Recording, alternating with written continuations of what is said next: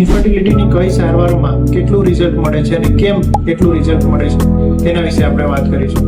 ઇન્ફર્ટિલિટીની સારવાર મોટાભાગે 3 રીતે થાય. એક દવાથી, બીજું આઈયુઆઈથી અને ત્રીજું આઈવીએફથી. દવાથી જે ટ્રીટમેન્ટ કરવામાં આવે છે તેમાં ફક્ત બીજ બનાવવામાં આવે છે, બીજ છૂટા પાડવામાં આવે છે. બાકીની બધી જ પ્રક્રિયાઓ નેચર ઉપર છોડી દેવામાં આવે છે.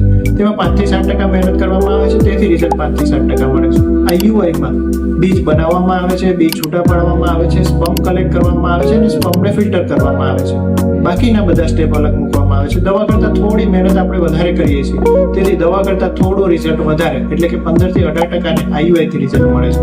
તેની જગ્યાએ આઈવીએફમાં આપણે બીજ બનાવીએ છીએ, બીજ છૂટા પાડીએ છીએ, સ્પર્મ કલેક્ટ કરીએ છીએ, સ્પર્મને ફિલ્ટર કરીને સારા સ્પર્મ અલગ તારવીને તેમાંથી પણ કોઈ એક સુપરમેન સ્પર્મ અલગથી તારવીએ છીએ, તેને સ્ત્રી બીજની અંદર ઇન્જેક્ટ કરીએ છીએ, તેને ફર્ટિલાઇઝેશન બહાર કરીએ છીએ. ફર્ટિલાઇઝેશન બાદ તેને 5 દિવસ સુધી વિકાસ એટલે કે ઇન્ક્યુબેશન પણ આપણે લેબોરેટરીમાં કરીએ છીએ, પરંતુ ઇમ્પ્લાન્ટેશન આપણે નથી કરી શકતા. તેથી આઈવીએફમાં રિઝલ્ટ મળવાની શક્યતાઓ 70 થી 80% જેટલી હોય છે. મહેનત આપણે 80% જેવી કરીએ છીએ, એટલા માટે આઈવીએફમાં રિઝલ્ટ દવા કરતાં વધારે હોય. શું તમને ખ્યાલ આવી ગયો કે ઇન્ફર્ટિલિટીની કઈ સારવારમાં કેટલી ટ્રીટમેન્ટ મળે છે અને શું તમારે જરૂર છે? તો કમેન્ટમાં લખો ઇન્ફર્ટિલિટી. Thank you.